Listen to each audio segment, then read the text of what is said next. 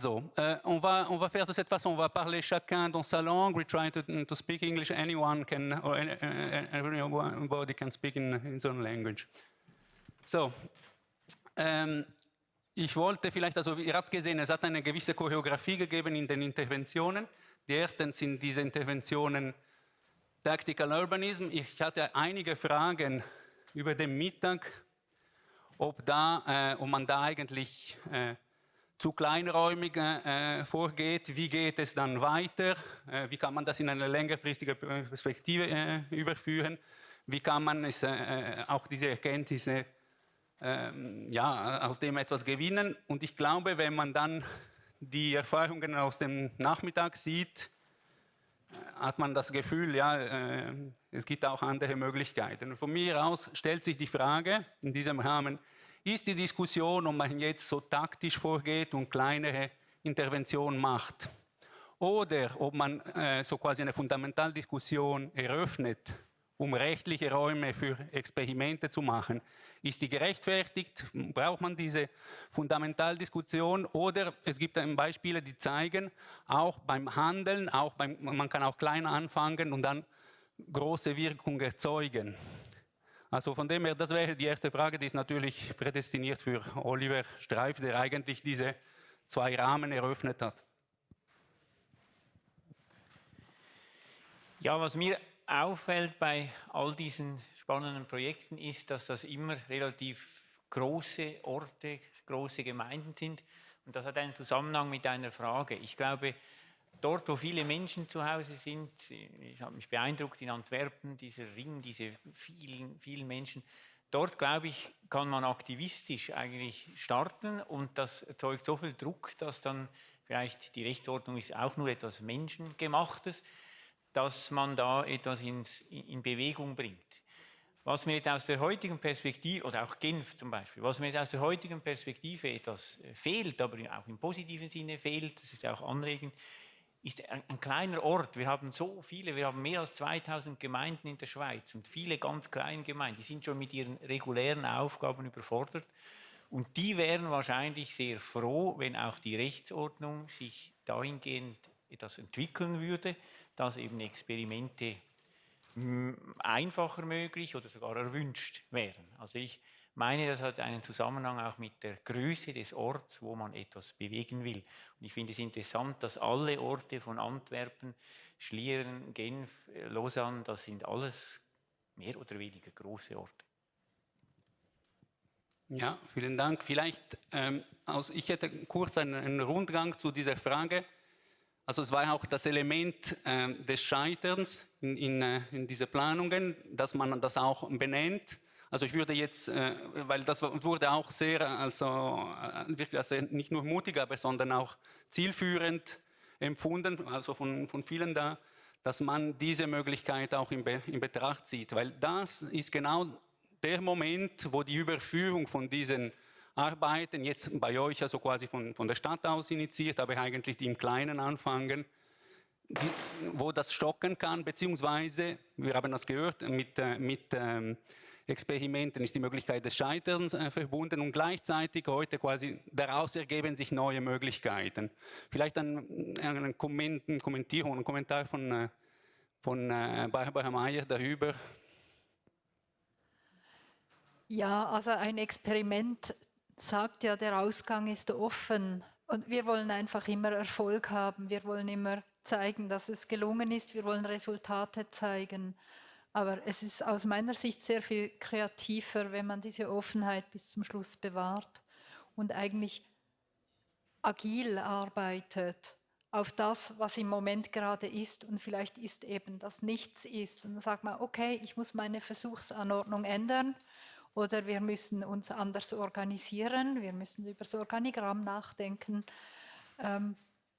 Das ist sehr viel spannender und entspricht eher dem richtigen Leben als unserem Plan. Und gleichzeitig braucht es politisch auch Mut, so etwas voranzutreiben. Das ist nicht unbedingt sofort populär, aber ich glaube möglicherweise längerfristig zielführender. Ja, das ist gerade der große Gap. Politik und agiles Denken ist so ein bisschen ein Widerspruch.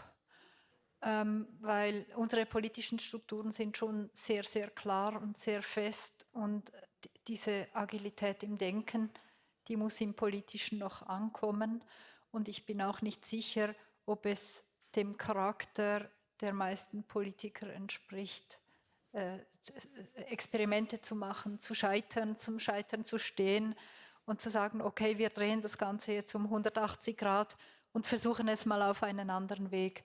Das sind nicht wirklich die Leute, die in die Politik gehen, die so funktionieren. Da sehe ich eine große Schwierigkeit. Bin da im Moment etwas ratlos. Danke. Oui. Hello, Demetrio. Do you hear us? Yes, I hear you. Yes. As we are in Switzerland, we are going to talk in different languages, I'm afraid. Is it okay? No worries. No worries. I can understand just few of them. Okay.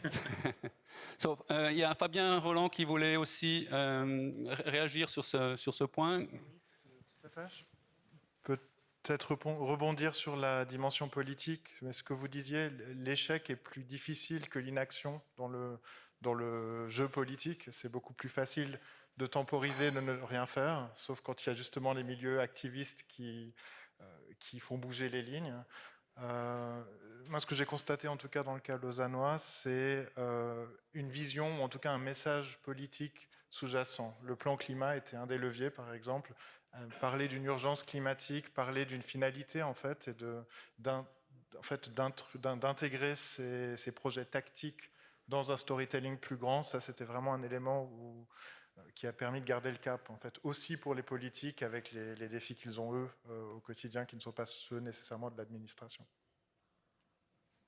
Oui, or perhaps for Manu, just reacting to that, what was very impressive is we have the perspective of this kind of tactical urbanism, which is steered by a city or by many cities. We have heard a collective with Mrs. Viers, who is not here anymore. And then we've heard of your project. And then that was very impressive. Of course, it's 20 or 25 years of experience. I was very impressed that how the citizen movement, and you brought this into the discussion, that you came from activism to participation and then to governance. And yes, we have seen there was also a lot of creativity to bring it through over the years. Perhaps, yes, some thoughts from your perspective. I was also very interested of the possibility. We don't know that in Switzerland. It's just going between different structures. In the end, you have an activism which is in the planning establishment of this Lantis corporation. Perhaps you can elaborate some thoughts on that. Yes, and to elaborate also on the question, or to integrate the question, what we invented in Antwerp was these workbenches. So workshops, we say werkbanken is the Dutch word. There's no proper translation, but these workbenches, I didn't explain it, they're curated by the superintendent and his team. So this team is called Common Ground and others, and they're the professional intermediaries. You all know them, the people who facilitate all these post-its processes and whatever. So there's a professional team that runs the program. That's important. And in the workbenches, we have brought together the Flemish, like les échelles, as you described it, the Flemish level, the city level, and Antwerp also has districts. So a smaller level, and they're almost villages. So they're villages in the city, and we really come down to the 2,000 and 1,000 people in the end, because in the workbenches that was one thing, bringing together all les échelles. That was one challenge, just to make them cooperate. And they have to cooperate because the citizens are watching them in the workbench, either quarreling, not cooperating, or cooperating. Then the experts, they're the design teams, mostly, and the design teams had to go into the neighborhoods to let charters being signed. So the result of what they designed, they had to go into the neighborhoods to make sure that they have enough signatures. The designers became the activists. They needed signatures for their project to defend it in the workbench and on the political level. And then the citizens, they're either organized in well-established movements, organizations, or individual. And so we try to make sure that the highest level and these neighborhood levels they all come together in the workbenches. And I think that's what we call, that makes the mayonnaise, as we say it. Just to make sure that everybody involved is being watched by the other. And when when the mayonnaise doesn't shift, as we say, when the mayonnaise tastes good, the politicians have courage because it has gone through this process. Yes, on the other hand, the strategy in Antwerp was also linked to a very big project, and then in the end, very important financial means. So I understand it's very interesting to see this multi-scale working also with the participation, but it's not the situation that you have in cities in Switzerland, and you don't have the same pressure on the urban structures, and you don't have the same means. So that's a question perhaps to Demetrio Scopelliti. I was very impressed to see that with your tactical urbanism, in the end you have not only a short-range effect, but I mean also a long-range effect, because there is a real need for these spaces in the city, which might not be the case in smaller towns in Switzerland. Is that a key factor, or what are the key factors because in some way, some projects are now realized, and I understand that that's it, so because they work as public spaces or playgrounds or what you form there. Well, let me disagree on the fact that being hungry of public space is just a need for big cities. I think we are all hungry for public spaces. Public spaces is the extensions of our private one, and we need public space everywhere. Small towns, big cities, medium-sized cities. Not depending from the context. I mean, all the spaces in front of our schools have to be pedestrian, have to be considered as public space. It's a matter of changing perspective on what should be the street. I think on the opposite of what you said, and I'm of course provocative a bit, then we have too many streets open to traffic in big cities, in medium-sized cities, in villages, and maybe we can rationalize it. We come from a century where the planning was car-centered in any kind of field. We are car-centric when we think about streets. We are car-centric when we design. We are car-centric when we monitor. We are car-centric when we talk about streets. We are always car-centric, and we have to shift perspective everywhere. And the success of our places is that basically we are responding to a demand, a huge demand, coming from a huge imbalance about the dedication of public space, which includes street, which is half of our city surface, but 90% dedicated to cars. We will be still hungry of public spaces until we get a balance about the fact that this public space is needed to move people, not cars, not vehicles, and the fact that that space is the space where we can enjoy the best of our lives, urban experience, gathering together, play, and all those activities that are related, so strictly related to human life and happiness. Thanks.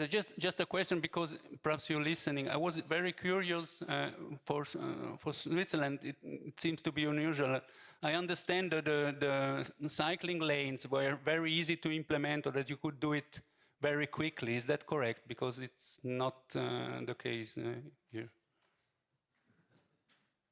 It was not the case neither in Milan and neither in Italy. Okay. It depends how you plan the change. You can plan change by appointing engineer to design a very complicated budget, expensively from a budget point of view, bike lane defined by curb, maybe changing the sidewalk dimension, redesigning completely the street and rebuilding infrastructure, or you can just build on what you already have and take part of the car lanes and dedicate it to bikes. The first way is incredibly expensive. It will last 5 years to make 1 kilometer. We will never get a change into our streets if we do 1 kilometer per 1 million. We need to do the easiest thing when we want to change, when we work on the change of public space in the street particularly, which is taking what is already there and make it functioning for other uses. So we took 1 car lanes and we dedicated it to bikes, or partially to bikes, by just painting it. So easy, so successful, no need for any major public work, and it costs less than repaving a street overused by cars. It's a matter of priority. If we want to design, I've been to Oslo recently, just to not mention in Milan, and what we are doing. Oslo built an incredibly diffuse bike network by just painting bike lanes on the streets. The same streets that were used by cars, they have been narrowed for the car passage and partially dedicated to bikes. It's always the same in all Europe. It wasn't like that, but the coronavirus bike lanes conceived in Berlin spread an experience of something lighter can be changed in our cities. The most important thing is not how much we spend. The most important thing is when we change. And the answer should be as close as possible to tomorrow in order to be effective. Thank you, Dimitri. Je passe peut-être encore en français. Donc on a toujours cette question, si on se pose, si on agit dans le cadre de ce que nous permettent les lois. Donc on construit aussi des structures de gouvernance qui nous permettent d'adresser ou même des lignes de projet ou d'appréhension de projet qui nous permettent d'agir, de comprendre le territoire et ses modalités opératives au-delà de ce qui sont les instruments juridiques. Et puis on arrive à un moment où on doit se remettre dans le cadre. Vous avez posé la question. Alors j'ai un aspect que j'ai trouvé particulièrement intéressant du projet Genevois. Vous l'avez peut-être mentionné plus qu'on en a parlé un peu moins. C'est cette double composante. Donc vous avez les acteurs institutionnels avec la Confédération, le canton et les communes. Et puis en même temps, vous avez ces organisations internationales qui sont donc là présentes, mais qui n'ont pas un agenda nécessairement qui s'intéresse, ou des obligations qui ne leur permettent pas de s'intéresser des priorités urbanistiques. Et ce que j'ai trouvé assez intéressant, ça sort des projets, mais c'était en fait par rapport à ça, vous essayez de réduire les résistances et créer un agenda où on peut avoir des actions simples, mais avec une superposition d'intérêts pour après rejoindre les objectifs qui seraient les vôtres. Ça me paraît très spécifique et particulièrement intéressant de l'expérience genevoise. Peut-être vous voulez commenter sur ça. Oui, alors je pense qu'il y a différents aspects. Il y a la question aussi du financement, je vais y revenir. Mais justement, en fait, c'est un petit peu ce qu'on a essayé d'aborder avec le territoire comme support. C'est-à-dire que ces organisations internationales, elles sont en fait... Genève est l'hôte de ces organisations. Et elles sont là et elles font leur travail, mais elles ont un lien très faible avec le territoire qu'elles habitent. Donc on essaye justement avec des petites actions qui les intéresseraient, un besoin qu'elles auraient. Je vais donner 2-3 exemples. Par exemple, l'ONUG, donc l'ONU, qui ont aussi un département culturel. peinent à avoir du monde qui vienne de Genève voir leurs films et donc est à la recherche d'un espace public pour accueillir aussi ce cinéma. Et tout à coup, justement, les gradins qu'on est en train de prévoir peuvent accueillir ces événements et deviennent justement le support de rencontre de ces deux Genève. Il y a eu d'autres discussions qu'on a pu avoir avec l'OIT, par exemple, sur des discussions de limites sécuritaires de leurs parcelles, qui tout à coup entravaient une des cartographies qu'on avait élaborées par des tout petits endroits. Vraiment, c'est des petits segments. Et on est rentré en discussion, on a pu changer des petits segments qui, pour eux, n'étaient pas fondamentaux pour permettre ce continuum public. Puis après, il y a la question justement des budgets, où on est en négociation, où, enfin, nous, pas particulièrement, mais l'État hôte, donc la Confédération suisse et l'État de Genève, de dire, voilà, on vous finance une partie de cette parcelle, l'entretien de cette parcelle, et puis peut-être que du coup on peut récupérer quelques mètres carrés. Donc c'est toujours une négociation qui est en cours. Et puis pour terminer, après je te laisse rajouter quelque chose si tu veux, mais la question de la gouvernance, elle est aussi dans cet organe de gouvernance parapublique qu'on essaye de mettre en place. Il y a la question évidemment du financement, qui finance et combien de pourcentage, en lien avec la question de la force décisionnelle. Et en fait, on essaye de dépasser le fait que ceux qui financent décident, parce que sinon on n'aura jamais les organisations internationales à bord pour des choix urbanistiques à Genève. Donc c'est une négociation et une expérimentation qu'on est en train de faire pour les rendre plus attentifs aussi à leur contexte direct. Découpler le financement de qui décide en fait. Voilà.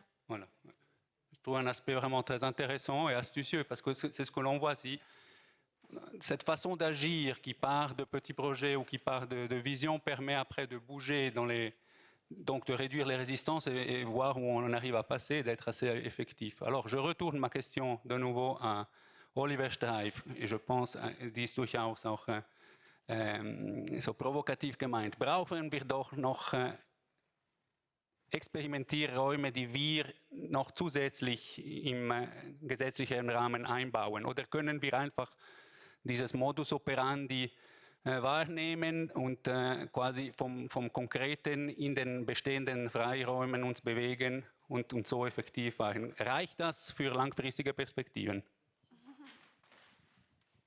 Das reicht überhaupt nicht. Ich bin überzeugt, dass das sind alles ganz spezifische Linien, die wir hier jetzt kennengelernt haben. Das sind öffentliche Räume. Die öffentliche Hand spielt immer eine zentrale Rolle. Und was ich mit dem Relativen zwischen in Nachbarschaftsverhältnissen denken angesprochen habe am Morgen, das möchte ich hier auf deine Frage auch einbringen. Wo sind hier, es gibt auch ganz viele private Initiativen. Wir denken jetzt da sehr stark aus der staatlichen Perspektive. Und da mag vieles in Bewegung kommen, ohne solche Rechtsänderungen. Aber ich glaube, ich habe es am Morgen schon ziemlich deutlich gesagt, ich bin absolut der Überzeugung, dass wir hier ein 40-jähriges Gesetz vor uns haben, das das Handeln in unserem Raum überbestimmt und nur ganz starken und super gut aufgestellten Akteuren solche Experimente vielleicht ermöglicht. Und das finde ich fatal. Und ich glaube, es ist auch eine wichtige Aufgabe des Berufsstands, der Architektinnen und Architekten, hier wieder mehr in diesen politischen Bereich, in dieses Entwickeln der rechtlichen Grundlagen eben zu investieren, sich da eine Stimme zu verschaffen. Also in dem Sinne ganz eine klare Antwort, dieses Gesetz ist eigentlich Geschichte in meinen Augen und ich glaube, es wäre sehr wichtig, hier über diese Feinheiten hinweg eine Diskussion anzustoßen. Klammerbemerkung dazu, ob man das gut oder schlecht findet, aber in der Herbstsession wird das Parlament in der Schweiz im Zusammenhang mit Solaranlagen unter Umständen in einer Herbstsession grundlegende Mechanismen in unserem Raum, Interessenabwägung, Standortgebundenheit, in einer kurzen Session übersteuern. Ich meine nicht, ich will mich nicht äußern dazu, ob ich das gut oder schlecht finde, aber es zeigt uns, das Recht ist menschengemacht und es ändert je nach Konstellation und wenn ich all diese spannenden Dinge sehe, dann glaube ich, haben wir vielleicht auch eine Atmosphäre, die auch im Bereich Raumplanungs- und Baurecht solche ganz grundlegenden Änderungen möglich machen würde. Also ganz deutlich, wir müssen das ändern. Gleichzeitig vielleicht noch wieder provokativ, also du hast das Beispiel vom Entwurf zum Stromversorgungsgesetz gebracht. Dort ist es natürlich, diese Experimentierräume sind mehr auf Businessmodelle oder Produktmodelle gebracht. Da haben wir effektiv mit gebautem Raum zu tun, mit Zement und mit einer gebauten Wirklichkeit, mit handfesten Interessen oder gefährdeten Interessen der Umwelt, der Landschaft, der Biodiversität. Der Spielraum ist natürlich klein, oder, für solche Experimente. Also die Frage ist gerade hinter der Hecke. Was wären da Möglichkeiten? Sind das dann kleine Testeinheiten? Das kennt man eben ab und zu von gewissen Zonen, wo man Experimente zulässt. Oder, weil, wenn ich dich höre, habe ich das Gefühl, dir schwebt eigentlich, müssten wir ein Paradigmenwechsel einleiten.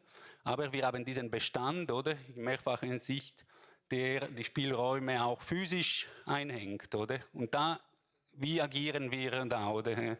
Das ist natürlich, wenn man die Antwort hätte, könnten wir heute Abend gerade aufhören. Aber vielleicht schwebt dir etwas vor.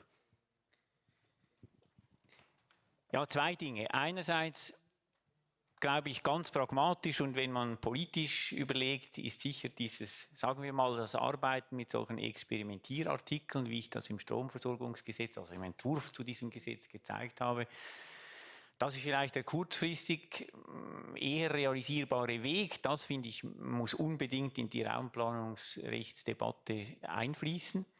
Und eben andere machen es vor. Mit den Unterschieden, es ist kein Sektor, sondern es ist die Gesellschaft, die eben den Raum belebt und auch entwickelt. Und zur anderen Frage, mir schwebt, und das ist nicht ganz einfach, das in wenigen Worten zu erklären, aber mir schwebt vor, dass wir uns vom Konzept der Zone verabschieden. Dass wir die Zone, ich versuche das nochmal ganz kurz zusammenzufassen, bestimmt eigentlich nicht mehr als den Ort, wo eine bestimmte Baunorm Geltung erlangt. Das heißt nur eine Bestimmung, wo gilt welche Regel. Und ich glaube, und da spielt uns auch die Geoinformation in die Hände, wir könnten heute ganz andere Teilmengen bilden. Ich sage einfach mal ein Beispiel, vielleicht etwas aus Denkmalperspektive oder so. Baualtersklassen zum Beispiel. Also wir können ja inzwischen Baumarten digital so ansteuern. Und eben ist nicht ganz einfach, das ganz kurz zu erklären, aber ich glaube, wir müssen andere Teilmengen bilden, die wir mit Regeln verbinden. Und dabei die Zone hinter uns lassen. So wie, deshalb bin ich so historisch geworden heute Morgen, so wie auch die Alignamentsstädtebauerinnen und Städtebauer einmal eben dann durch die Zonen, den Zonengedanken überrollt wurden quasi. Ich glaube, einen solchen grundlegenden Wechsel müssten wir konzipieren und dann politisch, und das ist natürlich nicht einfach, realisieren. Also eine Hinkehr zu einer entwerferischeren Haltung auch oder einen entwerferischen Umgang mit Territorium. Ich glaube, es wird noch eben Barbara Meyer und Manu Claeys wollten beide reagieren auf diese letzte. Vielen Dank für diese Forderung.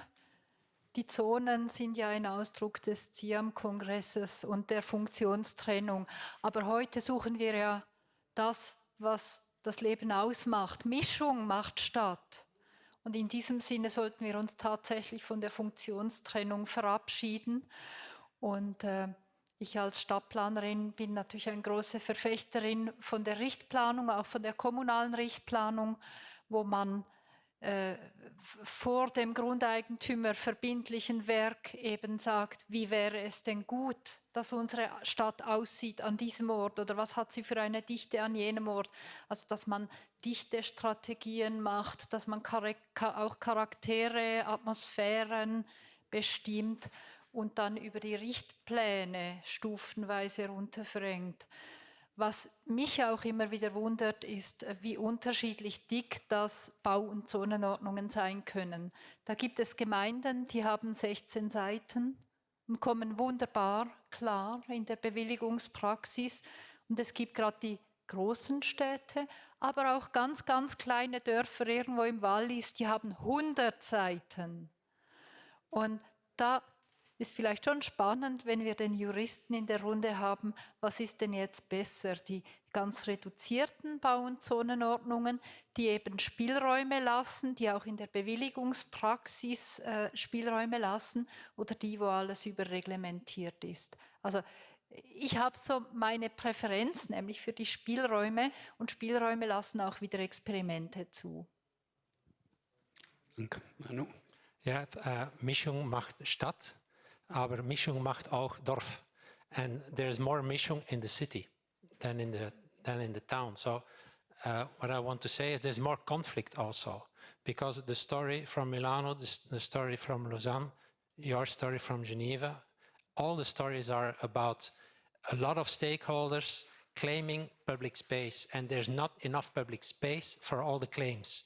So the administrations, the politicians have to find compromises to make sure that all the claims somehow found place. And one of the best experimental plannings is anarchy. And what is happening in Antwerp, it's for Demetrio, for the future in Milano, because Milano also is a flat city like Antwerp. A lot of Swiss cities are not that flat. But in flat cities like Rotterdam, Amsterdam, Copenhagen, Antwerp, the bikes are taking over. So the conflict now is not between cars and the rest, it still is, but the conflict now is between two wheels, like steps, bicycles, speed pedelecs, all kinds of two wheels that are not motorized or semi-motorized with electric bikes, and pedestrians. So the bikes have taken over Antwerp, like the bikes have taken over Amsterdam. When you walk around in Amsterdam, a lot of times you're scared by the bikes. You say, oh, I did not see that one coming, or where is my place as a pedestrian? So in Antwerp, the bikes have taken over and policy has to follow. That's the most radical way of experimental planning. All the bikers are anarchists in Antwerp. They don't care about rules. They bike in all kinds of directions, like the cars in Milano on that square that was not organized. And now we have to make sure that this mission can take place, but the pedestrians have to be protected against the bikes, and the cars are not evaporating. But so that's the next level, that you just disobey the rules, and then the politicians say, okay, we have to do something about that. That's very tactical urbanism in a way. Also, that'll be the future of the bikes taking over. And what has happened in Antwerp is the local councillors have just started painting all the roads, most of the roads, red.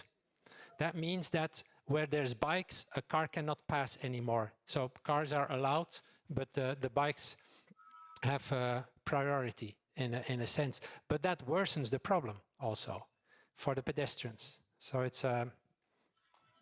that's a very radical way, and that's a look into the future. It's all about living together. Yeah, if I can add on this, I'm sorry, I'm trying to follow, but I have two different streams, one going together. I think because of translation. I totally agree. Issue is that we need to make some step before becoming like Amsterdam.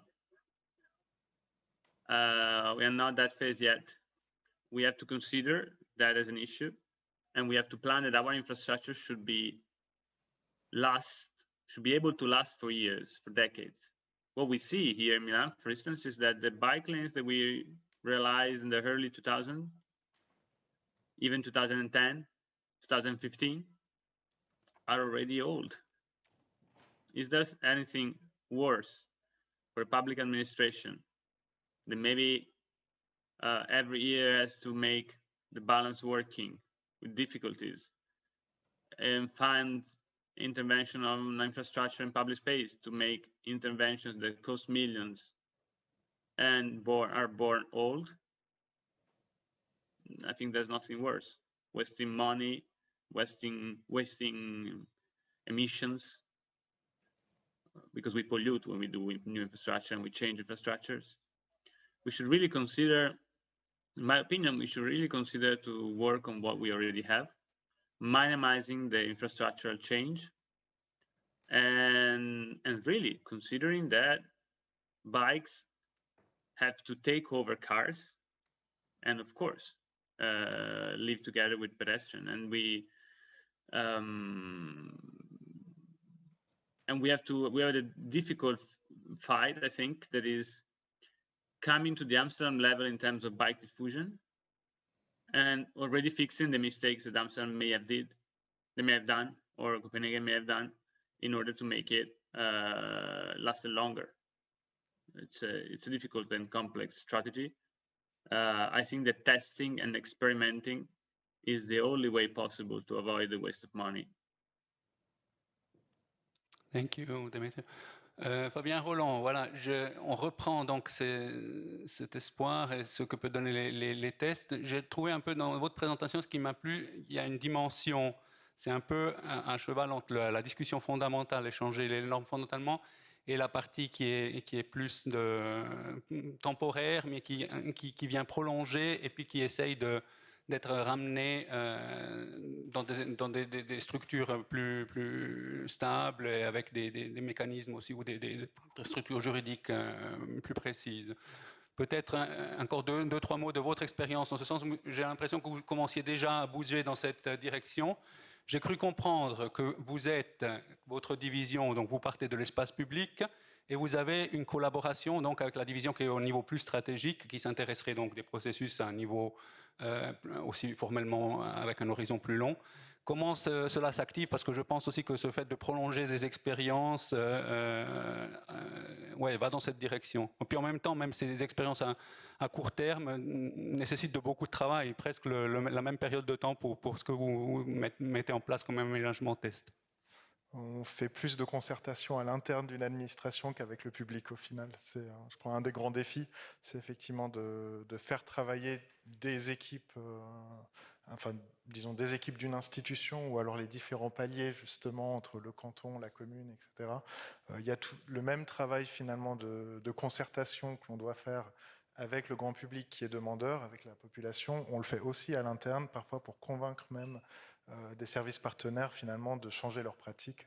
On est dans une logique de management du changement, tant dans nos pratiques en fait que dans ce qu'on voit sur le terrain, que dans les réflexes en fait des administrations qui sont aussi en train de changer de rôle avec les nouvelles attentes qui leur incombent. Vous n'êtes pas encore prêt pour l'anarchie en fait. On s'y prépare. D'accord. Ah voilà, Léonie.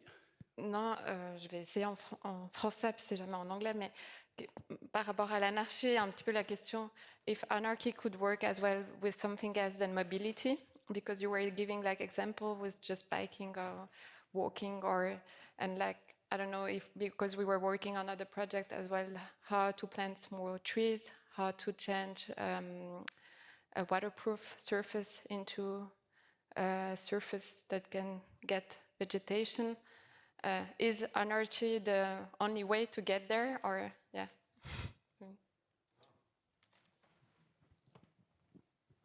I didn't plead for anarchy because anarchy protects it's a survival of the fittest. So anarchy protected the cars all the time. The cars just won 90% of public space. That was somehow anarchy. The cars took over. In the 60s, 70s, 80s, all the cities in Europe were taken over by cars. It was a form of politically tolerated anarchy, in a sense. And now the new anarchy in our cities is the bikes are taking over, but the bikes are going to win, and they're stronger than pedestrians. So I didn't plead for anarchy, but it's then after anarchy, you have to follow. And the same could happen also with vegetation, probably, or with green areas, or in small towns also taking over non-urban fabric, but like the non-mixed zones. I think we don't have that strict non-mixed zone approach in Belgium, so that's probably why you stress it for this community. But just take like this Noordkasteel, this illegal this so-called illegal place, it was very much treasured by Antwerp society.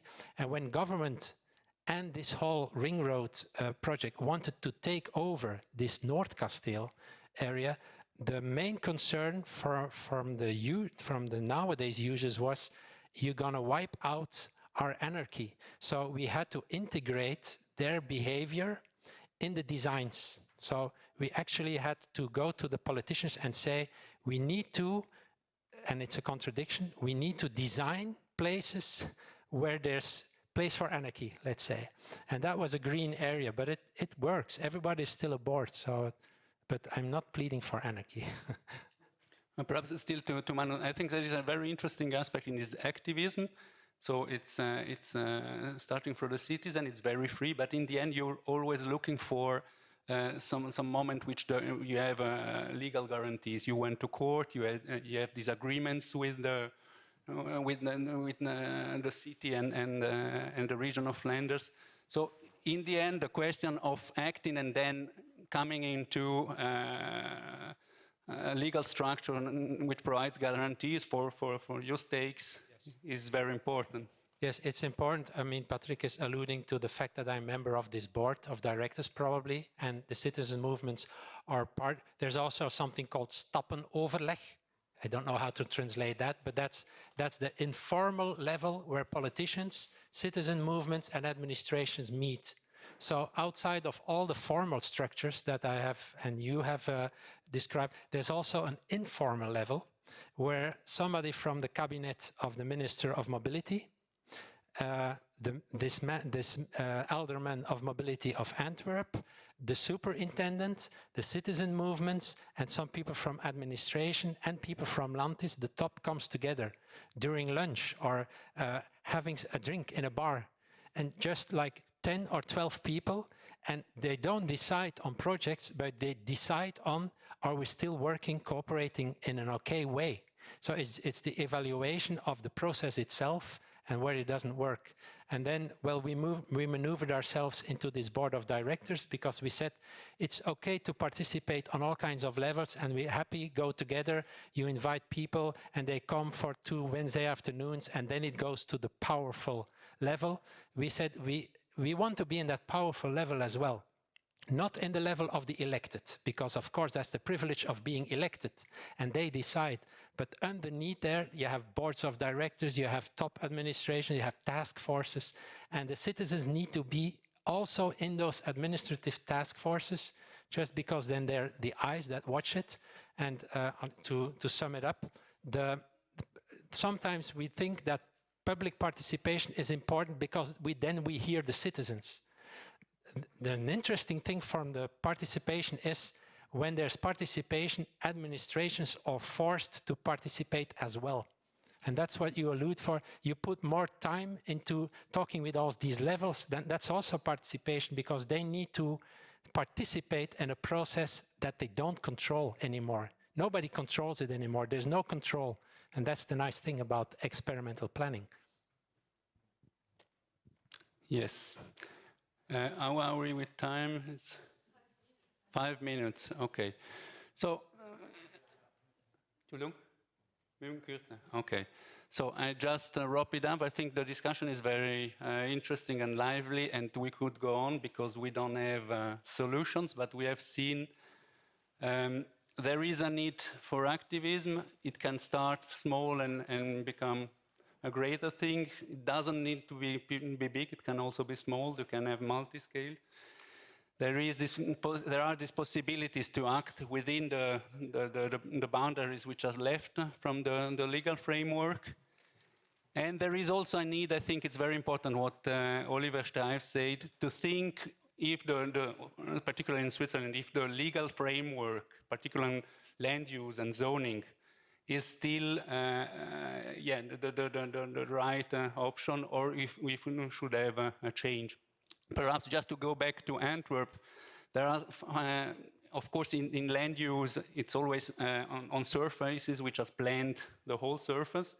And as we know, planning is today working more and more with linear structures. And that is also what you made in your kind of projects. And at the moment, it's pretty complicated if you're not working specifically on streets, but also with rivers and so. It's pretty difficult to work within the structures because they cross different legal regulations. So perhaps also in this direction we could have an opening and think how we can have a legal framework which allows to work along these linear structures. You want to add something? Ja, ich glaube, ein interessantes Moment, das sich jetzt ergibt vom Genfer Projekt und auch Antwerpen, ist die Ebene der Organisation. Vielleicht müssen wir wir können vielleicht sehr stark reduzieren, was wir inhaltlich regeln wollen, aber diese organisatorische Frage, wer arbeitet wann, mit wem, mit welchen Verantwortlichkeiten zusammen, eben über Grenzen hinweg und eben auch über die Trennung Zivilgesellschaft, Staat, große Organisationen, da glaube ich, und das kann man auch rechtlich einfangen, also man kann das beschreiben, es gibt das Organisationsrecht, das ist möglich, liegt aber völlig brach. Also nehme auch ich als Aufforderung mit, da weiterzudenken. Das finde ich extrem interessant. Ja, eigentlich ging es viel um Organisationen, eben diese Stakeholder, diese Interessengruppen, oder die diese Prozesse aus ganz verschiedenen Perspektiven beleuchten, sind eigentlich die Basis für diese Organisationen. Das haben wir gehört und auch diese ganze Bandbreite von Möglichkeiten. Ich hoffe, das war inspirierend auch, also dass man auch Ideen mitnehmen konnte, Forderungen für prinzipielles Handeln oder eben Anregungen für taktisches Projektieren oder langfristige, eher strategische Planung, oder vielleicht ist das nicht so voneinander getrennt. Genau, also wir haben noch die Möglichkeit, Fragen zu stellen, Kommentare. Wir würden noch das Mikrofon in den Raum geben.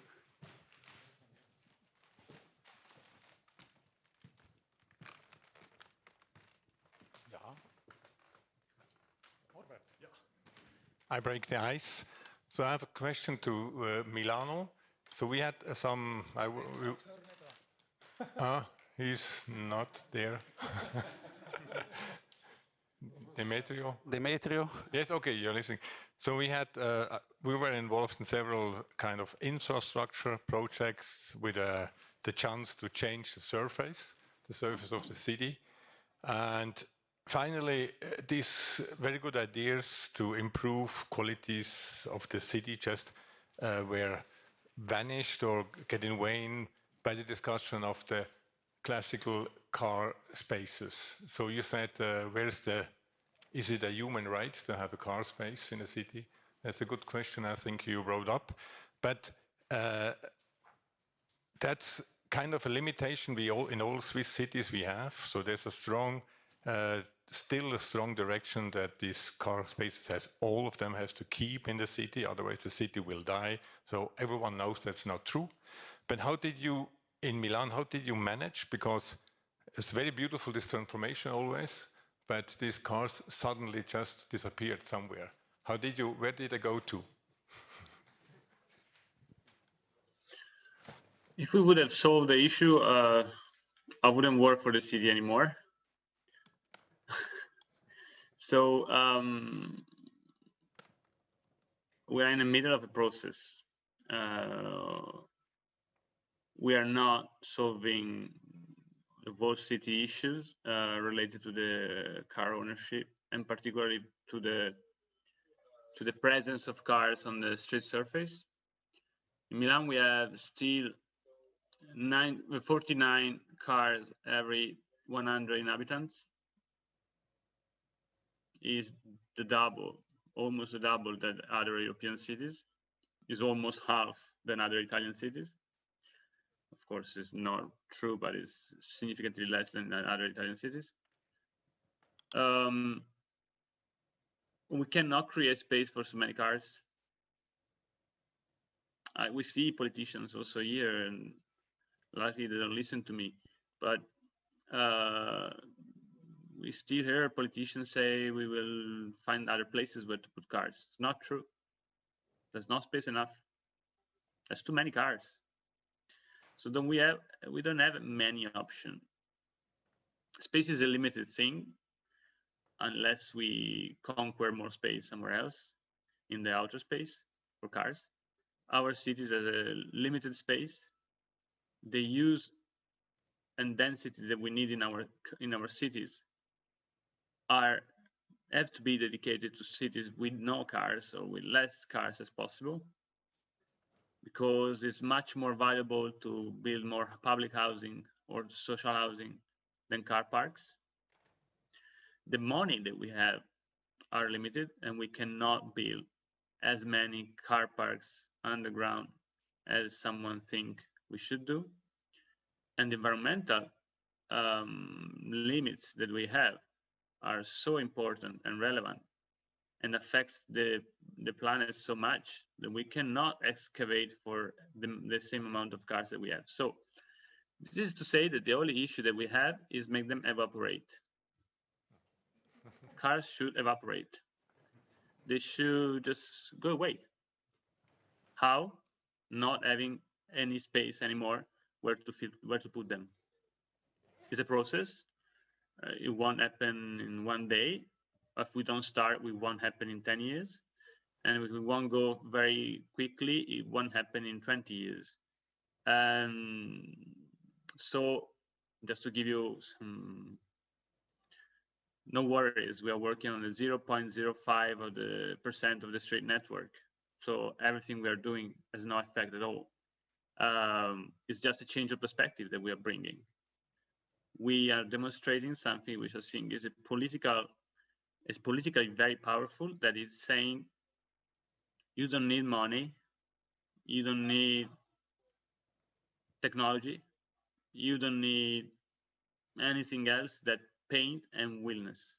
If you want, you can generate pedestrian space and take out cars. Where they go, they disappear. They will disappear at the point because there's no space. Thank you very much. Sorry, just to add, if you have a living room and you have 5 sofas, but you're in 2, what do? Do you enlarge your living room or you take out one of your sofas? It's the same. Thank you. Noch Fragen, Anregungen? Sieht nicht so aus. Also ich würde diese Runde jetzt schließen. Vielen Dank. Thank you, Demetrios Scopelliti, Tomilène, Manu Claeys, Meyer, Aurélie Dupuis, Léonore Nemec, Fabien Roland und Oliver Streiff.